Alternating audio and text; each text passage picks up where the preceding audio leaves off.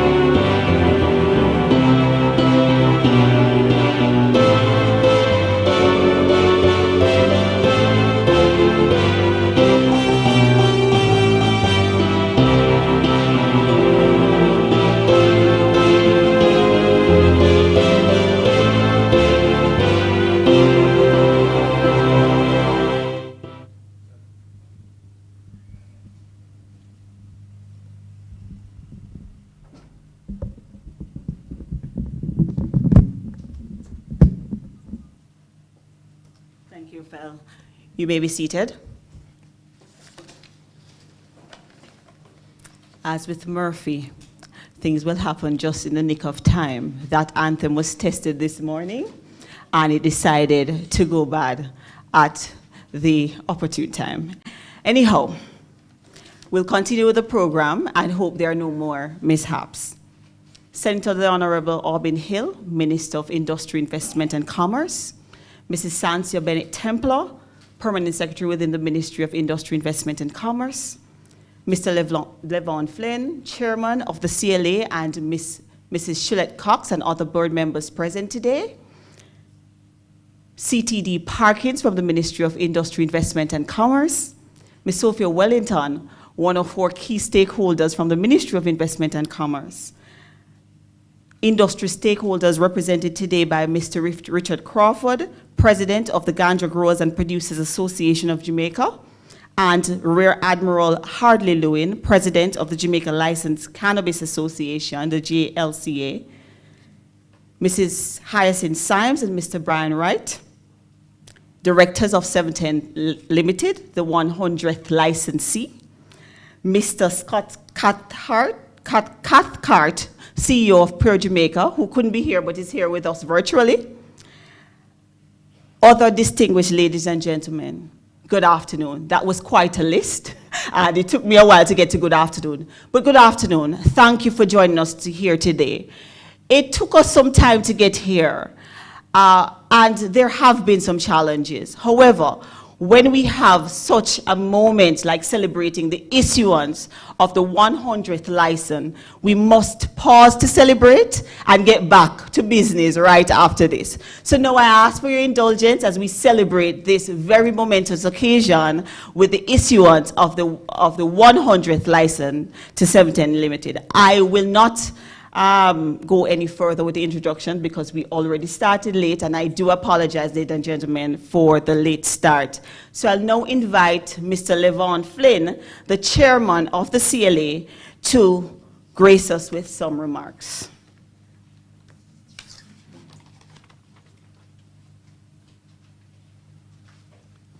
Thank you, Ms. Ashpool.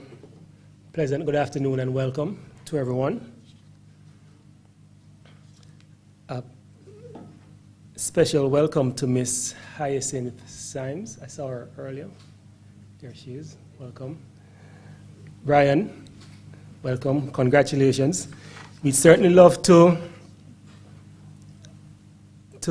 honor your passion and commitment and vision to get into this stage of being a licensee and the honor of receiving the 100th license from the Cannabis Licensing Authority to legally handle ganja in Jamaica. So I'll share some quick facts on 710 for everyone. So they're located in the parish that has the reputation for the finest Jamaican ganja. And I can personally attest that the best does indeed come from the West. The license they're receiving today is a Tier 2 processing license. And 710 is a sister company of Gilife Limited, which has a Tier 3 cultivation license. So I made mention earlier of the commitment and the passion and the vision that's required to get at this level, not to mention the investment that's required. And vision in particular particularly resonates with me, because when I think of the cannabis industry, all I see is opportunities. But in order to realize those opportunities, you need a clear vision. Collectively, we all have a role to play in the success and the fortunes of the cannabis industry. So one of the first things we did when we realized that the vision needed a bit of refinement, it needed a bit of tweaking, it needed to fit the reality within which we're operating in 2021 and 2022. So one of the first things we did was reconstruct the vision. And that vision has 3 key pillars. It speaks to economic enablement, it speaks to cannabis contributing to good public health goals, and it speaks to the equal opportunity, especially as it relates to the grassroots farmers. Underpinning all of these goals is a solid regulatory framework that the CLA has established since it began operations in 2016. So all these goals are very relevant, and I'm confident they're so relevant because in all my discussions with different stakeholders, those are the things that come to mind. People want to know how you're going to monetize the industry. People want to know how they, especially the licensees, can expand what they offer so that the products that they're producing are contributing to good public health. And specifically, I speak to nutraceuticals. Also important is persons want to ensure that the grassroots community, the grassroots farmers, that they are included in this journey and that they are part of the growth and, importantly, the economic capability of the industry. And this is significant because, as I was discussing with Brian a short while ago, it's a partnership. So there has to be a synergy between what the regulatory body is doing, and by extension the government, and what the licensees require. That synergy is significantly important because it ensures that we're both serving each other's interests. The fact that we're here also today to celebrate the issuance of the 100th license, having issued the first in October 2017, is also a testament of the path of progression that we've been on. As a matter of fact, I will share with you some achievements that we've accomplished in the past year, and that clearly indicate how our actions line up with our vision. Some of these that I'll mention would have already started prior to the appointment of the board. But what we've done is to ensure continuity, and continuity is important for success and growth. So the CLA has issued 156 export authorizations to countries across the world, including Australia, Germany, Israel, Portugal, the UK, Zimbabwe, all over, more than 10 countries. We started issuing export authorizations in 2018, but more than 2/3 of that 156 exports, 107 specifically, was in the last financial year. What this says to me that there's an indication that this young industry is finally finding its footing. And we're finding our footing in the global marketplace and facilitating international trade. And I expect that this current financial year, 2022-2023, we're going to see even more exports across the world.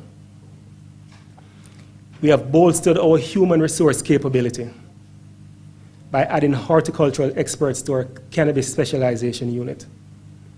These specialists provide guidance on good agricultural practices and other agriculture-related support to the licensees. The authority has improved its application processing time, and this is a big, big, big win. Some of the licensees in here can relate to it. What we've done just recently in the past months is we've established a set of standard operating procedures that will allow us to issue a conditional approval of a license in as quickly as 2 months, and that's significant. With the objective of improving its service delivery to all stakeholders, the authority is at a 92% completion rate to achieve its ISO 9001 certification that will result in quality management system that ensures that we are getting the job done in the intended manner. As it relates to the regulations, the authority has submitted recommendations for the amendment to the Dangerous Drug Act. And these pertain to delivery, the duration of a license, activities facilitated under a license, and changes in the security requirements.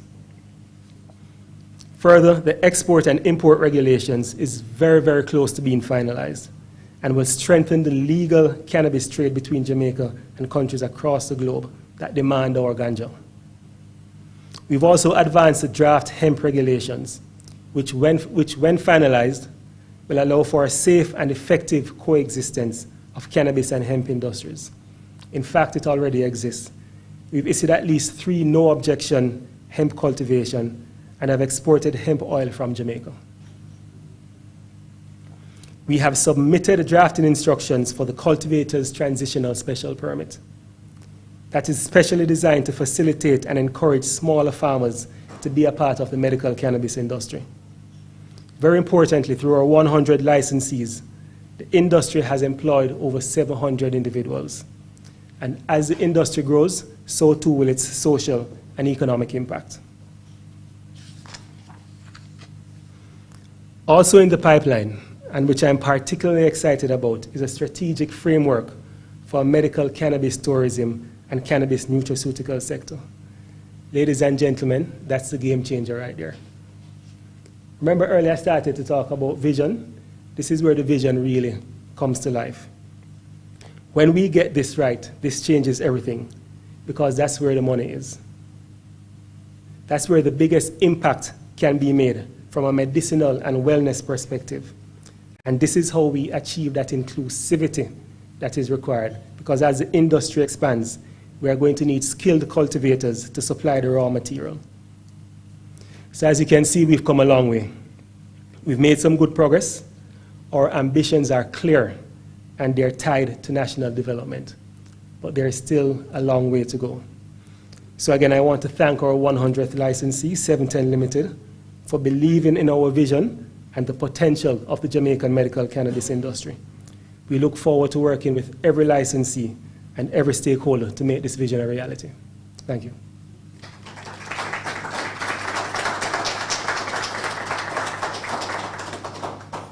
Thank you, Chairman. And I didn't introduce myself. I am Dania Ashpole, Interim CEO of the Cannabis Licensing Authority.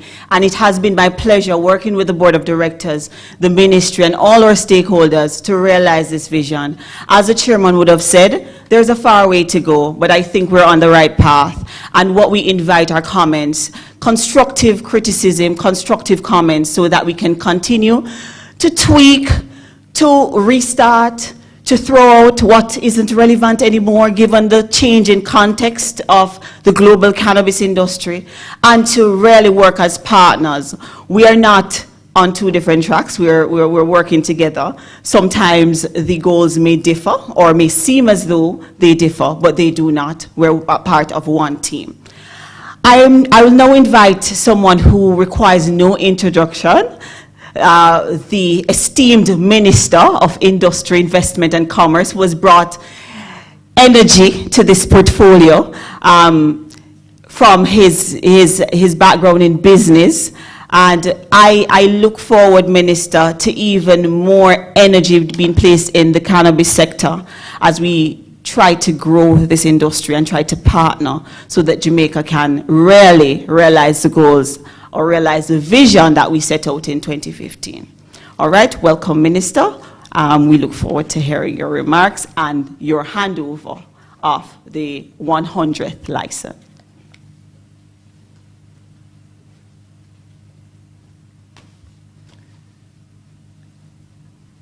Since Dana didn't tell you, my name is Owen Hill.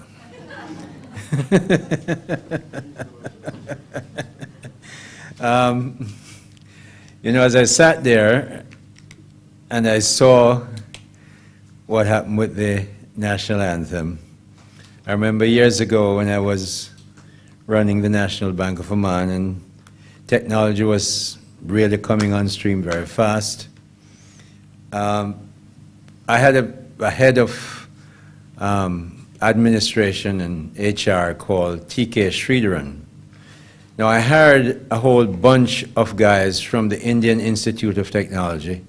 Let me tell you what Indian Institute of Technology is. When Bill Gates went to India in the early 90s, Narasimha Rao, if I remember correctly, was Prime Minister then.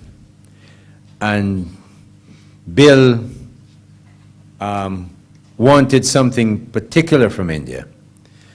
And he said, I will offer you $6 billion, 1990. In the 1990s, middle 19, because in the early 1990s, India had serious economic problems. They had to essentially hawk their gold to the Bank of England and UBS, I think. And Bill Gates, I'll give you $6 billion for IIT, the Indian Institute of Technology. Indian said, nothing doing. You can't, not even you can even come close to buying it. It's much too valuable. Those are the guys who compete with the engineers from Caltech and MIT and Georgia Tech and so on. So I had a few of them working for me. And they were set, the technology was just coming that you would put your video on the screen and all that kind of stuff. So I had to do a PowerPoint presentation. Luckily, whatever PowerPoint presentation I had to do, I know the stuff. I ran the bank, I know the stuff. So TK and them guys go and them give me the thing to press, and nothing happen. Not a thing happen. Press till me tired. So I put it in my pocket or put it down and start my presentation because I know what I was going to say. So I called TK aside afterwards. And, you know, don't get upset. He was one of the 15 people I brought with me to NCB when I came here. So, you know, he remained very well in the good books. But I said, TK, the next time I press and it doesn't work, you no have no work. You're gone. It's just the way I run a private sector business. I didn't have to go through IDT. And we didn't have unions in that place. What the point is, and of course it didn't leave, the message was that you must check it just before I press. It must work. Now, you checked it this morning. These things happen. But this mustn't happen again with me. The national anthem is the national anthem. You told me your name when you came in, and I know it's not your fault, but I'm just encouraging you, all the technical people. The technical people who are employed to do this must get it right. Just because if we're going to be a country that is rich, when you press the button, it must work. Which is what the cannabis people wanted to do, want us all to do, which is now, that's where I start off.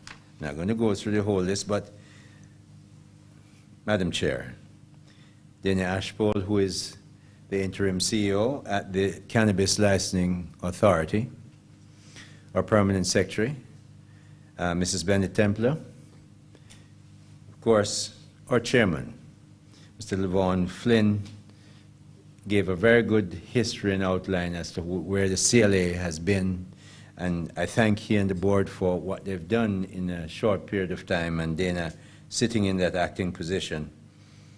I don't think Diane is here, but I see our board member Shalette, and I see Mr. Barr, is it? Mr. Marr is here? Yes? We shook hands. Rear Admiral, distinctive right there. Harley Lewin, the president of Jamaica Licensed Cannabis Association. Interesting mixture of career and present position.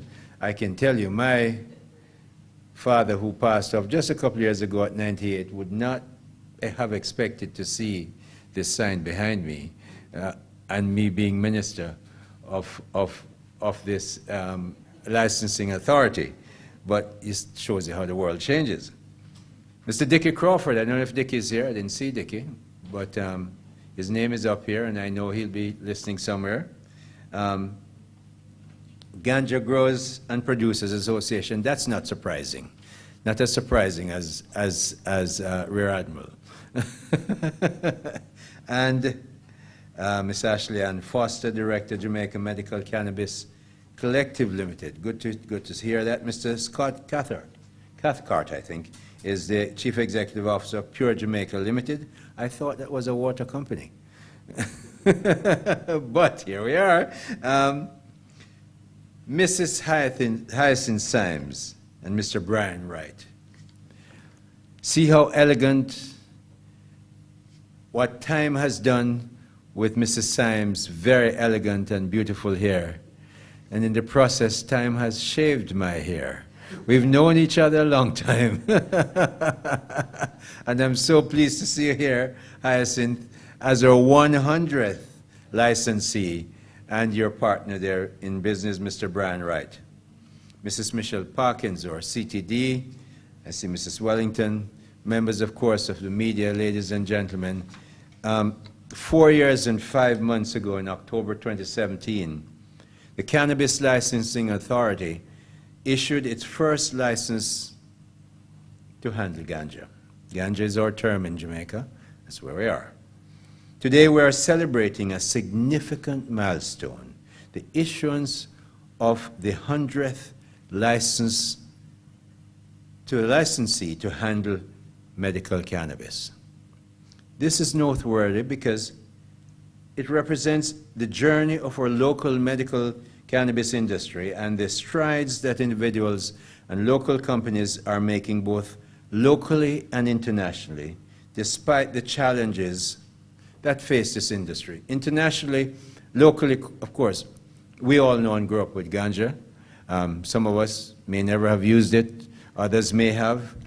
You can grow it now, at least 5 plants, I think, legally. But exports are important, and the medical therapeutic cannabis business is so important.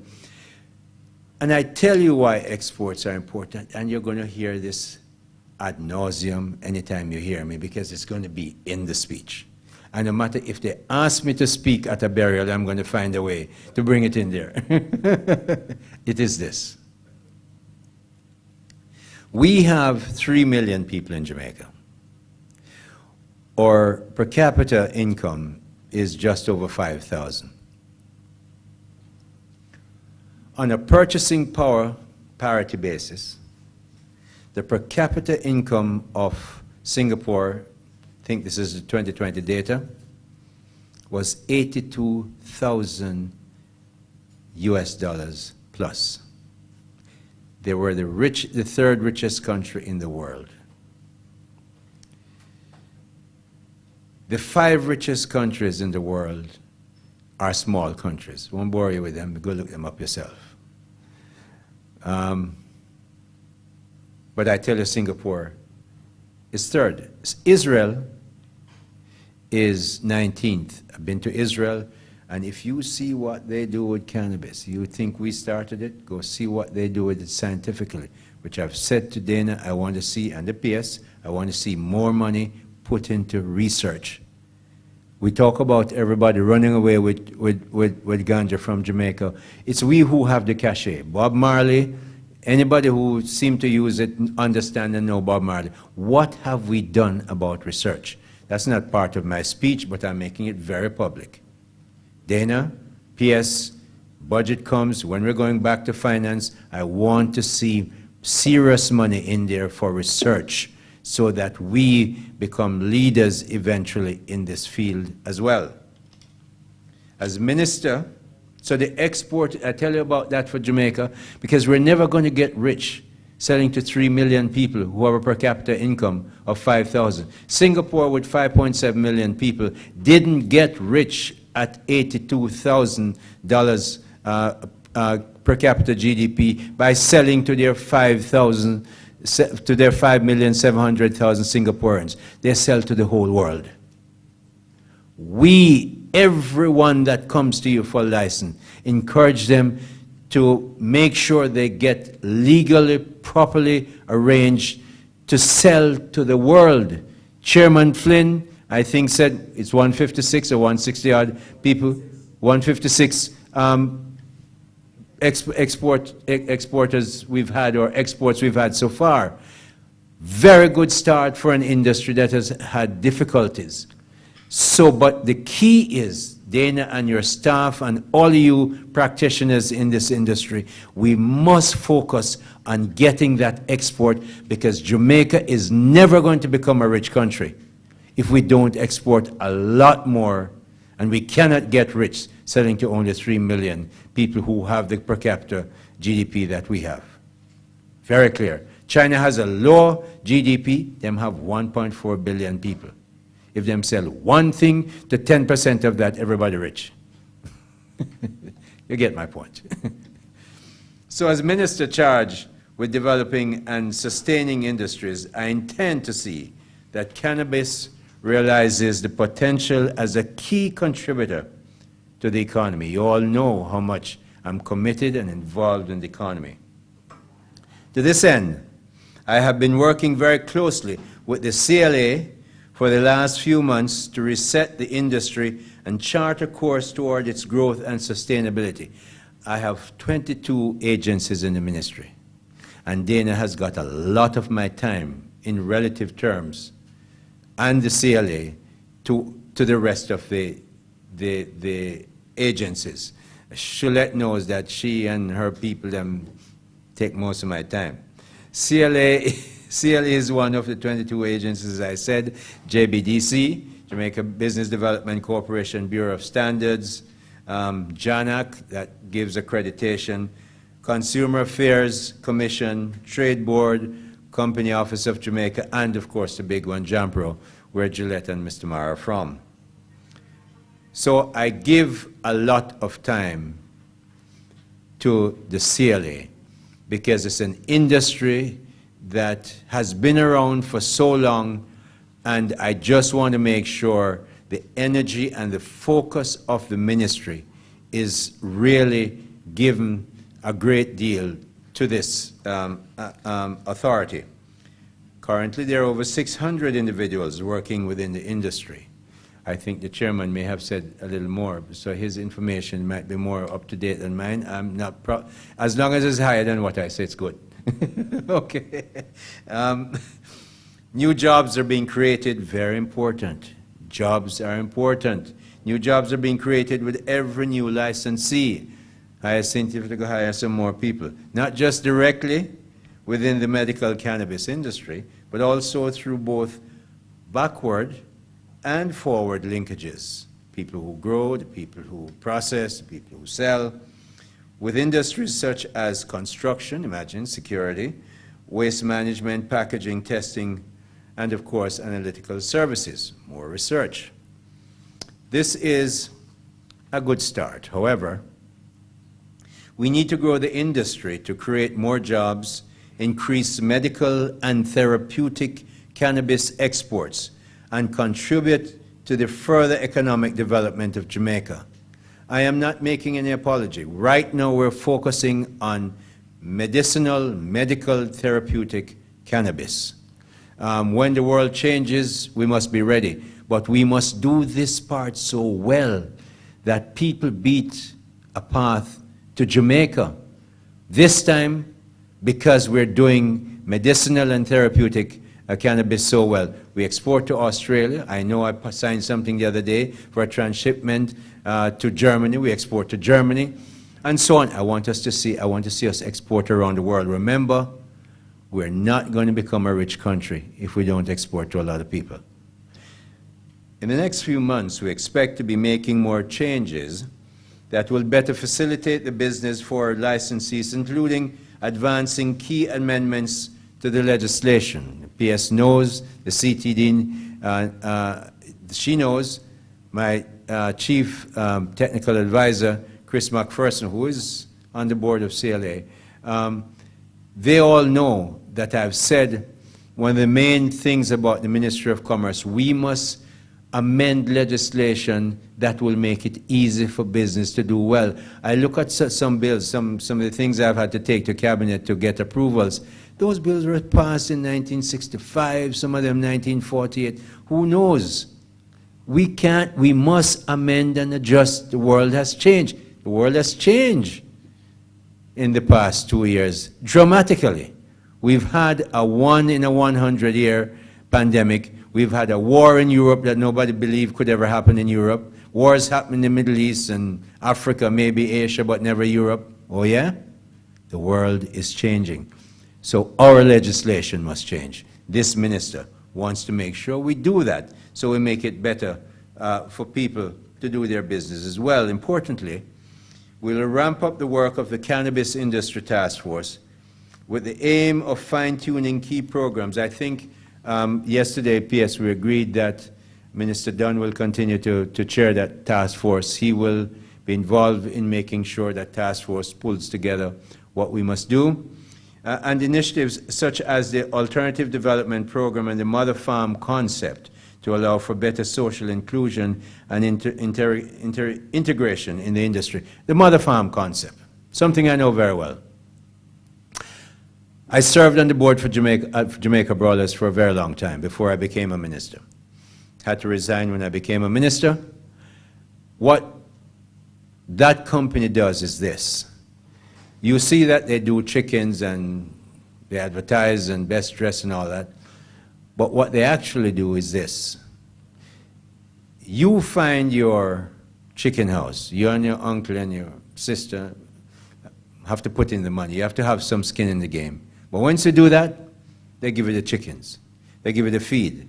They give you the medicine, non-hormonal. They give you, they advertise it, so I have to make sure I say that. Non-hormonal. And of course, what they do, they also give you weekly monitoring. They check every week. But those are not the biggest gift that they give to a farmer. The biggest gift is a secured market. They will buy that chicken from you if they agree that it's 90 or 110 or 80. They will buy it rain or shine. Price goes up or down, they will buy it at that price. So the farmer knows what he or she will get, and there are a lot of them, 100 or 100,000 or so direct people involved in that chicken farming business. So the mother farm, what Jamaica Brothers does, they use their big balance sheet and get money, working capital, to get to the farmers, to get the chicken to them and the medicine and all that stuff. The small farmers don't have that balance sheet to go to the bank and get that. So the mother farm concept is a very good one. I recommend it to you. Get help from JBDC. Jampro is on your board. Get all the help you can to make sure it works well. Talk to some of the big businesses. Go talk to Jamaica Brothers. Find out how it works. Why not? You have nothing to lose. I express my appreciation to the licensees. Very happy for all of you, all 100 of you. And we want to see thousands of you in time. Don't slow down because the regulations in the world are not perfect. We don't make the world. We live in it. So we have to make sure how it lives. I can't get Minister Warmington to make the four-way highway that leads right to my gate. When him leave me on the main road, I have to get to my gate. I don't make the world, I live in it. So we don't make the entire world that governs cannabis. But right now, medicinal and therapeutic cannabis can be a real viable business, and we're going to do everything we can to help you. So I celebrate. I express my appreciation to the licensee, both those present here today and those who have joined online for continued partnership as we pursue the advancement of medical and therapeutic cannabis, the industry which we know is poised for significant growth.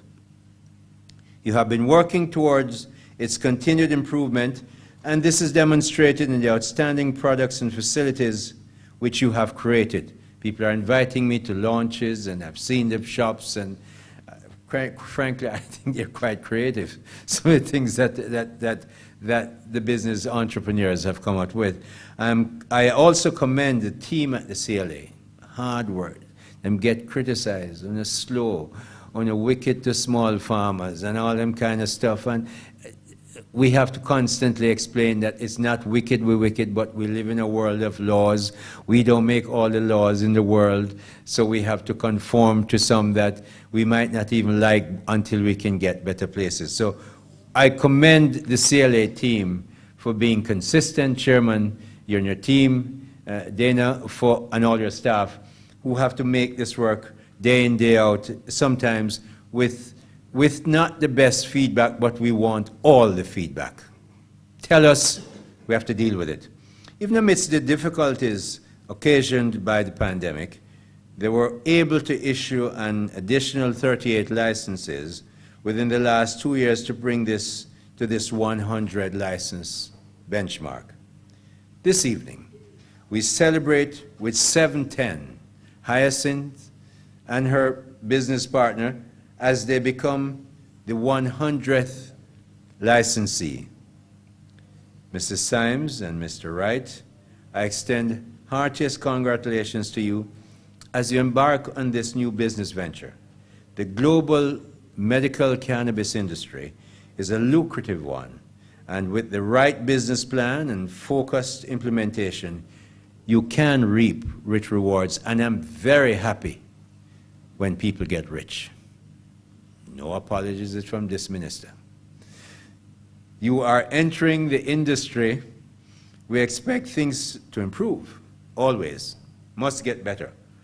Continue to work closely with the CLA. Lean on them for guidance when necessary.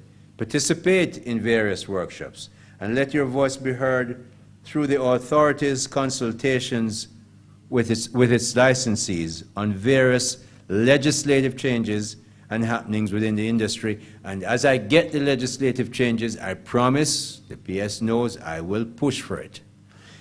The ministry and the CLA team are passionate about the orderly development of this industry, and we commit our full support to all stakeholders in the industry. I want to emphasize orderly.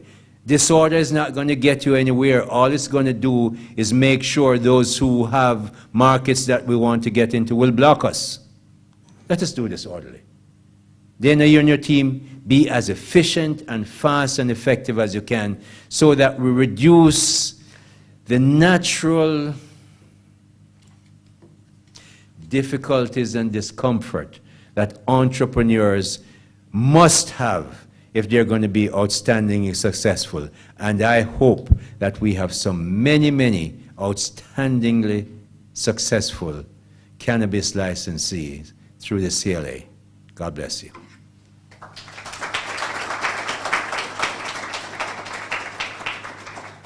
Thank you, Minister. But we have one more job for you, the handover, the ceremonial handover of the license. So I'll invite you back to the podium and a representative from 710 Limited.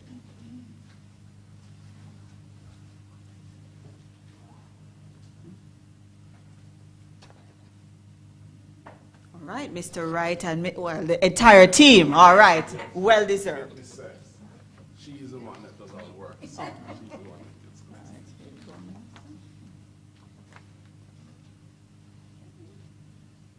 We're getting the pictures.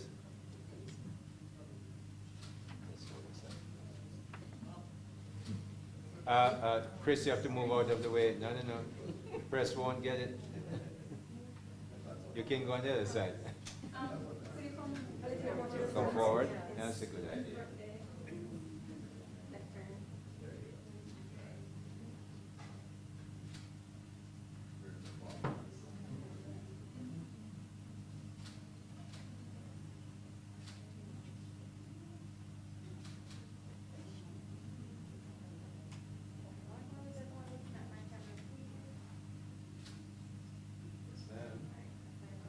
Anybody else? No, not yet. You guys don't get any cake. I sir.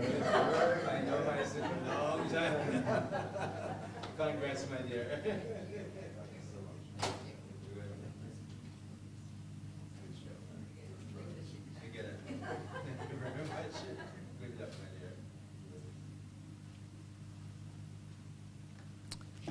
Thank you, Minister, and congratulations again to the 710 team. We look forward to working with you.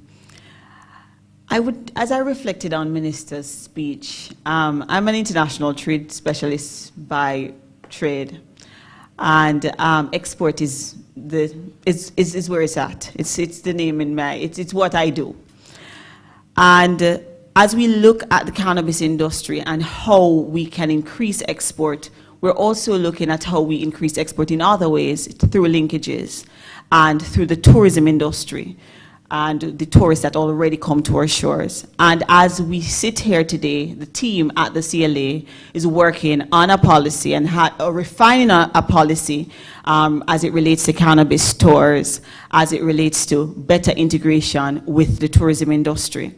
And Minister, you spoke about the team at the CLA and the CEO and the board. We have been working, but I must recognize the team at this forum. There are 54 of us in the CLA with 100 licensees, with site inspections, with compliance audits, with processing application.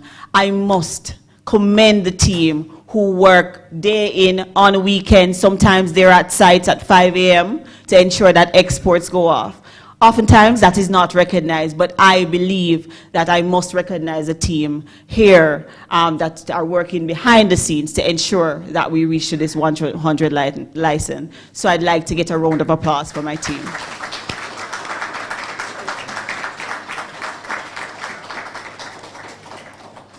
All right, with all of that, we're now at the licensee's response from 710, and we look forward to hearing that response. So welcome.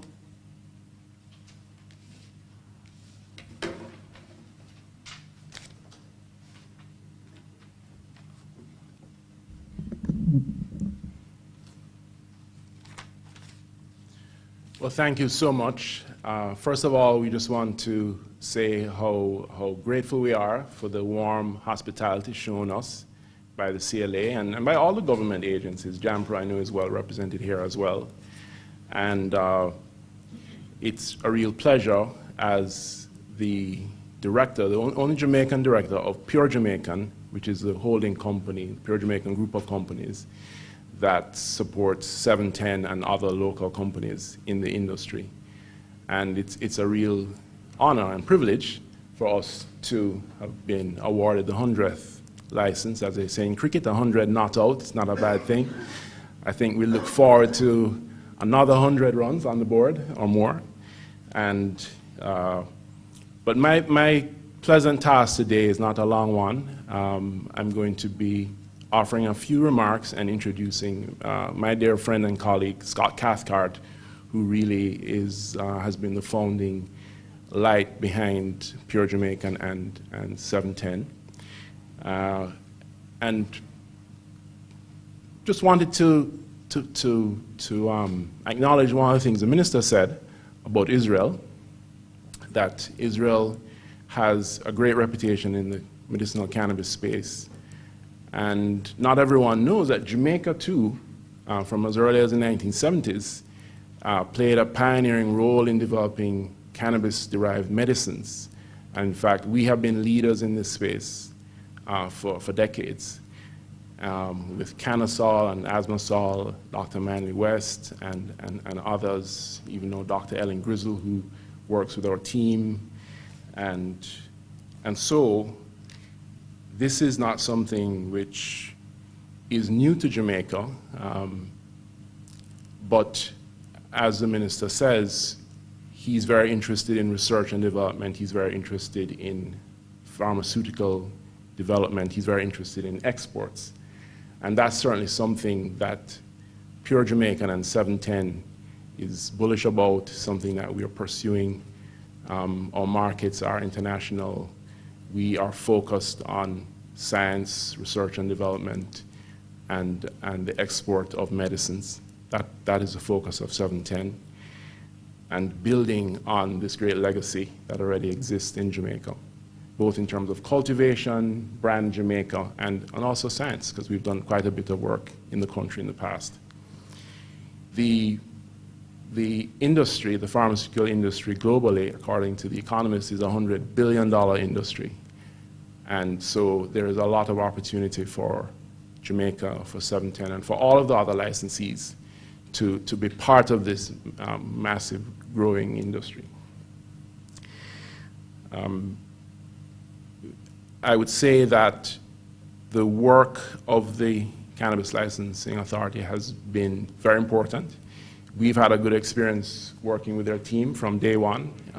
They advised us it would take us 6 months to get our license once we complied with all the filings, and it took us exactly 6 months. So we are quite satisfied with their professionalism, the timeliness, and their willingness to take on board feedback.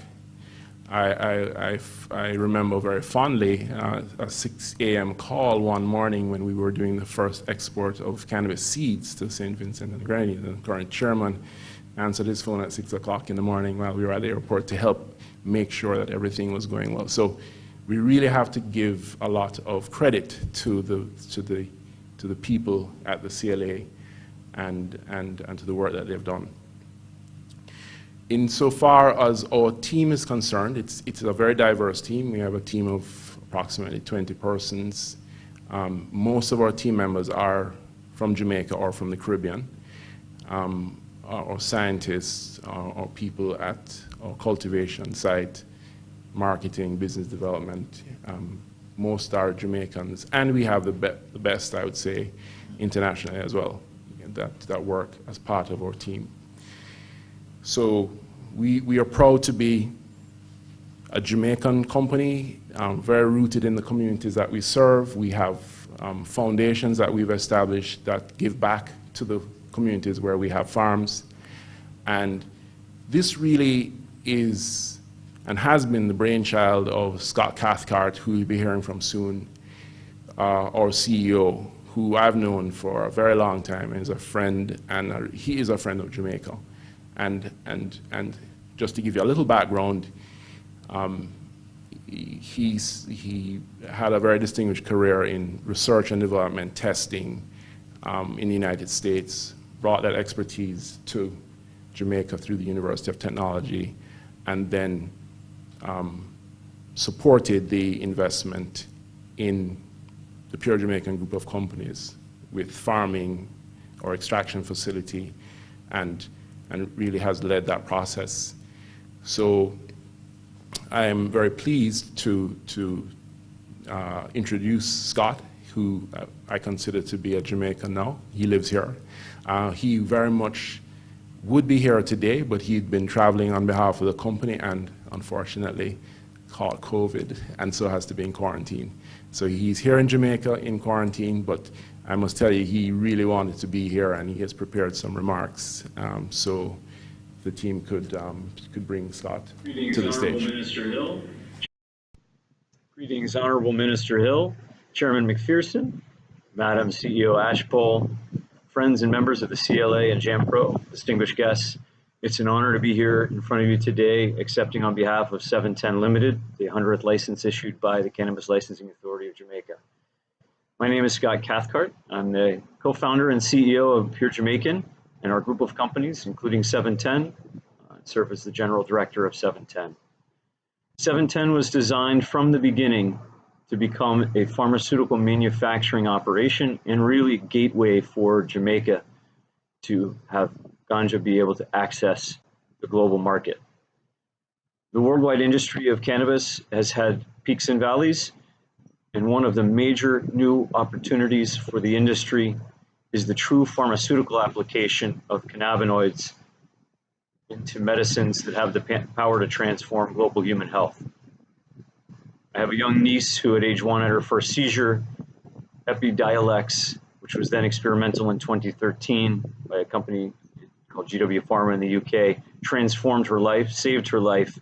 And it was then that I realized that there was a lot more under the hood of cannabis than met the eye. That caused me to look into the science side of cannabis and really to focus on what else could be possibly included in the plant. What I've realized since is that there are more than 140 molecules, each of which represent a tremendous new pharmaceutical grade medicine opportunity. And in the course of advising a number of governments, including former administration in Jamaica and the government of Mexico, in the establishment of cannabis testing protocols, what I realized was that the opportunity for Jamaica to produce at very large volumes cannabinoids and molecules for entrance into the global pharmaceutical industry really was unprecedented.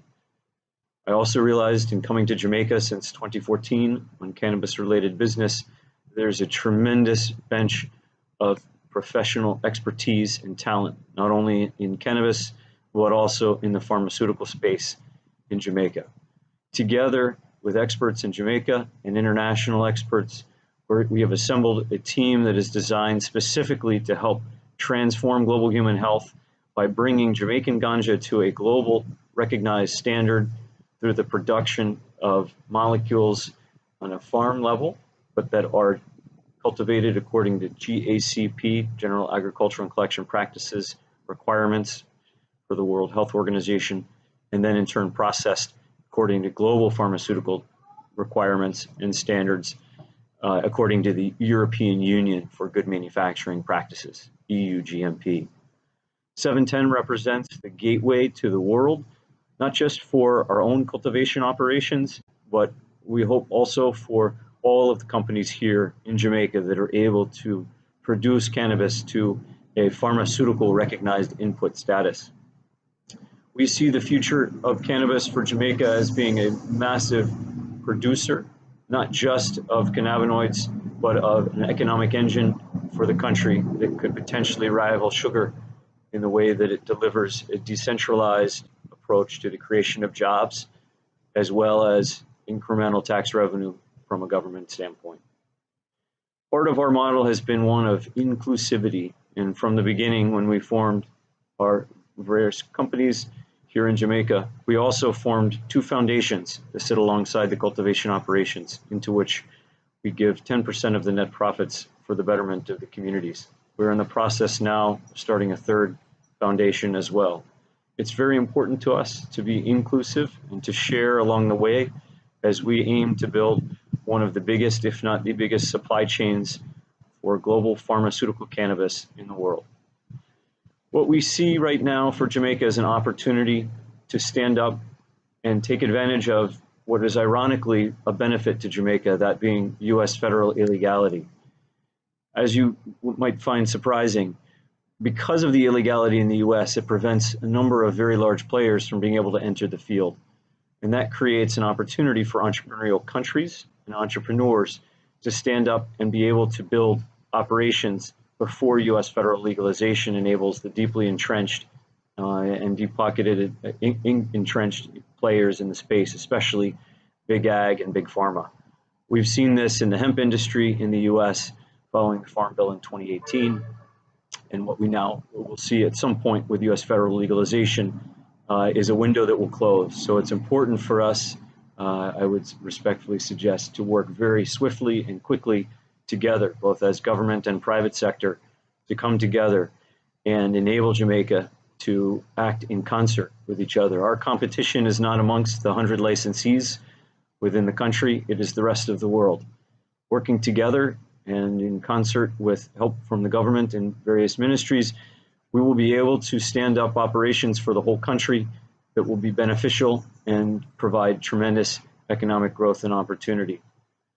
In the process of discovering what we believe will be new molecules that only will be able to be grown here in Jamaica because of the very unique topography and sun, wind, water, and conditions, we believe that unique expressions of minor cannabinoids will lead to novel new medicines, true pharmaceutical medicines that again have the potential to transform global human health and save lives, as Epidiolex did with my young niece. It's such a pleasure to be here. I relocated to Jamaica 2 years ago now in the height of COVID. It is an honor to be part of the industry I'm very thankful for the opportunity that Jamaica has given to me and to our companies, and I look forward to participating in any way possible to help the country, to help the government, to help the rest of the private sector participants, and to help build a very strong, viable, healthy industry and an economic driver for the country. Thank you very much.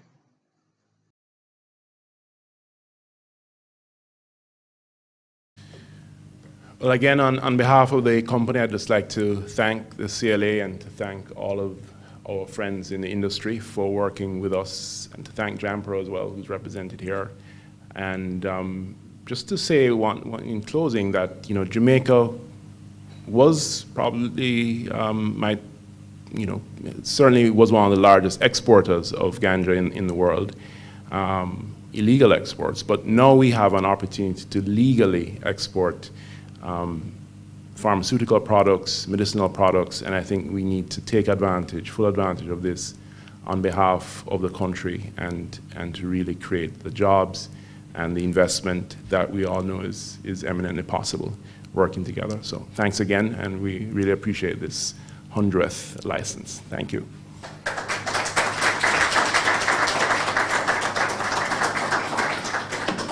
Thanks, Robert, and please convey our thanks to Scott for delivering that virtual message, and also thanks to the rest of the 710 team. I wanted to highlight something, Minister. The CLA doesn't make the same mistake twice. So you saw when the video was, when we pressed the button, it responded.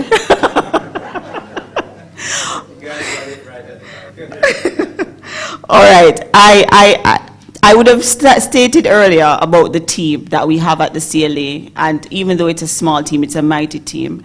And we wanted to take this opportunity to do a small staff recognition at this forum.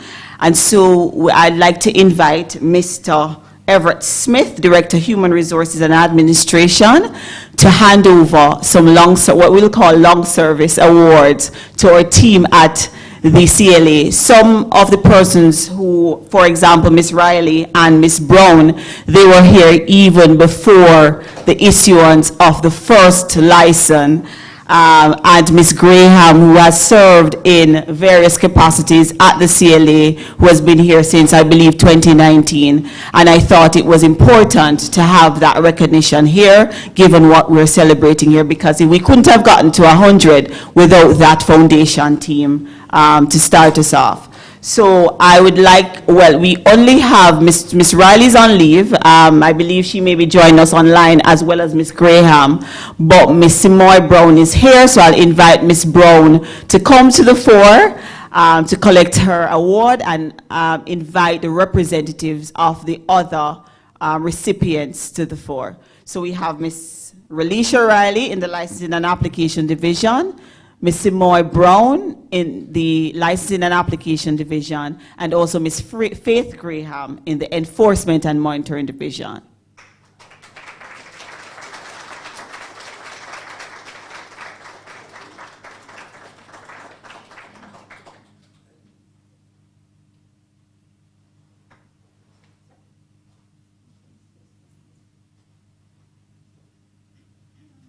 Mr. O'Shane Dose would be accepting on behalf of Ms. Faith Graham.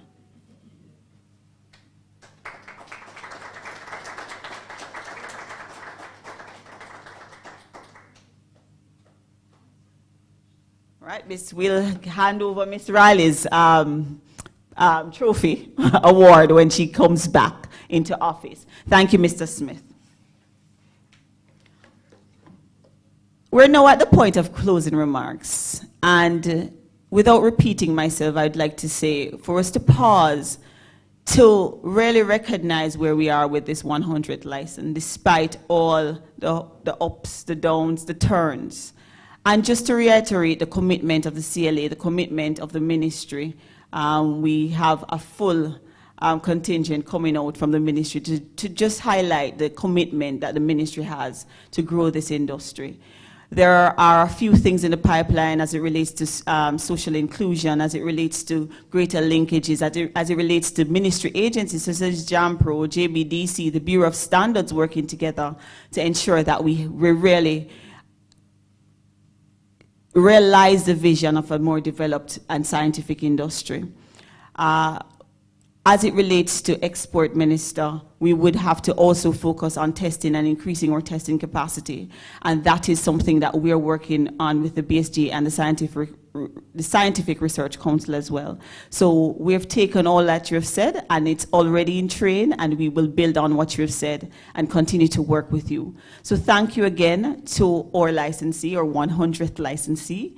Thank you again to our industry stakeholders. Thank you again to our research stakeholders who provide the necessary feedback, because sometimes we believe we're on one track, and we believe that it solves the problem and it's a panacea, and it's not a panacea, and we welcome the feedback as we build out this industry. Thank you to the team. I have a full contingent of the LNA team at the back.